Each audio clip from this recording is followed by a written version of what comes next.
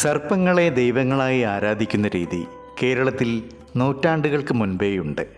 വീടുകളിൽ കാവുകളും സർപ്പത്തറകളും സ്ഥാപിച്ച് നാഗാരാധന നടത്തുന്നത് പതിവായിരുന്നു.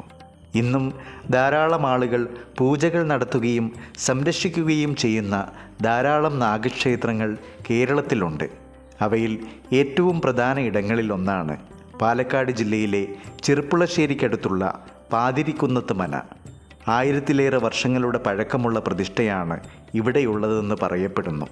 പാതിരിക്കുന്നത്തെ കാരണവർ മക്കളില്ലാത്ത വിഷമം മാറ്റാൻ വടക്കുംനാഥനെ ഭജനമിരുന്നു. അദ്ദേഹത്തിൻ്റെ ഭക്തിയിൽ വടക്കുംനാഥൻ സംപ്രീതനായി. ഏറെ നാൾ കഴിയും മുന്നേ അന്തർജനം ഗർഭിണിയായി. പ്രസവ സമയത്ത് ആദ്യം പുറത്തേക്ക് വന്നത് ഒരു സർപ്പമായിരുന്നു. പിന്നീട് ഒരു മനുഷ്യ കുഞ്ഞുകൂടി പിറന്നു. ഉണ്ണിക്കൊപ്പം തന്നെ സർപ്പവും വളർന്നു. അവർ രണ്ടുപേരും ഉറ്റ കൂട്ടായിരുന്നു. എന്നാൽ ഇല്ലത്തെ പാമ്പിനെ ഭയന്ന് ആരും അങ്ങോട്ടേക്ക് വരാതായി. ഉണ്ണിയുടെ അമ്മ ഇക്കാരണത്താൽ സങ്കടപ്പെട്ടു. സർപ്പം മൂലമാണ് ആളുകൾ വരാതായതെന്നും അതിനൊരു പ്രതിവിധി കാണണമെന്നും അമ്മ തന്നെ സർപ്പത്തോട് പറഞ്ഞു. ഇത് കേട്ട് സർപ്പം അമ്മയോട് പറഞ്ഞത്രേ, 1000 വർഷത്തേക്ക് ഈ മന ഞാൻ സംരക്ഷിക്കാം.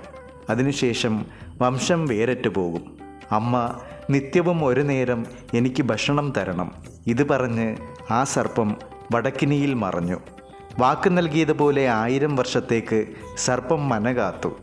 അതിനുശേഷം സന്തതി പരമ്പര വേരറ്റു പോയപ്പോൾ ഇവിടുത്തെ കാരണവർ ഇല്ലത്തെ മരുമക്കളായ കൊളപ്പുറം മനയിൽ നിന്നും സന്തതിയെ ദത്തെടുത്ത് നാഗാരാധനയുടെ രഹസ്യവിധി ഉപദേശിച്ചു കൊടുത്തു. വടക്കിനിയിൽ കുടികൊള്ളുന്ന നാഗപ്രതിഷ്ഠയും തെക്കുഭാഗത്ത് നാഗസന്തതി പിറവിയെടുത്ത സൂതികാലയവുമാണ് മനയിലെ പ്രധാന ഭാഗങ്ങൾ. സൂതികാലയത്തിൽ നിത്യവും വിളക്ക് തെളിക്കുന്നത് പതിവാണ്. വടക്കിനിയിൽ നാഗസങ്കല്പമായി ശില സൂക്ഷിച്ചിരിക്കുന്നു. ഇല്ലത്തെ അംഗങ്ങൾ തന്നെ ദിനവും 2 നേരം ഇവിടെ നിത്യപൂജ ചെയ്യുന്നുണ്ട്. പാതിരിക്കുന്നത്ത് മനയുടെ പ്രധാന ഭാഗം ഇവിടെ ഏക്കറുകളോളം പരന്നുകിടക്കുന്ന സർപ്പക്കാവാണ്. കാവിനുള്ളിലായി കുറേയേറെ ചെറിയ ക്ഷേത്രങ്ങളും കാണാം.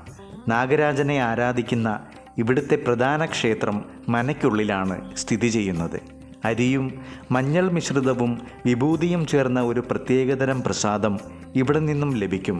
അത് വീടിനുള്ളിലും പറമ്പിലും വിതറിയാൽ നാഗശല്യത്തിൽ നിന്നും മോചനം ലഭിക്കുമെന്നാണ് വിശ്വാസം. നാഗാരാധനയുടെ ഭാഗമായും വിശ്വാസത്തിൻ്റെ ഭാഗമായും കേരളത്തിൻ്റെ വിവിധ പ്രദേശങ്ങളിൽ നിന്നും വിശ്വാസികൾ ഇവിടെ എത്താറുണ്ട്. വർഷത്തിൽ എപ്പോൾ വേണമെങ്കിലും ഇവിടം സന്ദർശിക്കാമെങ്കിലും കുറച്ചുകൂടി യോജിച്ച സമയം വൃശ്ചിക മാസമാണ്. നവംബർ പകുതി മുതൽ ഡിസംബർ പകുതി വരെയുള്ള സമയമാണ് വൃശ്ചികം. തൃശ്ശൂർ, പാലക്കാട്, മലപ്പുറം ജില്ലകളിൽ നിന്നുള്ള വിശ്വാസികൾ വർഷത്തിലൊരിക്കലെങ്കിലും ഇവിടം സന്ദർശിക്കുവാൻ ശ്രമിക്കാറുണ്ട്. വൃശ്ചിക മാസത്തിലാണ് സന്ദർശനമെങ്കിൽ പുലർച്ചെ 7 മണിക്ക് മുൻപേ തന്നെ എത്തുവാൻ ശ്രമിക്കുക. എങ്കിൽ മാത്രമേ തിരക്കില്ലാതെ ദർശനം നടത്തുവാൻ സാധിക്കൂ. Yeah.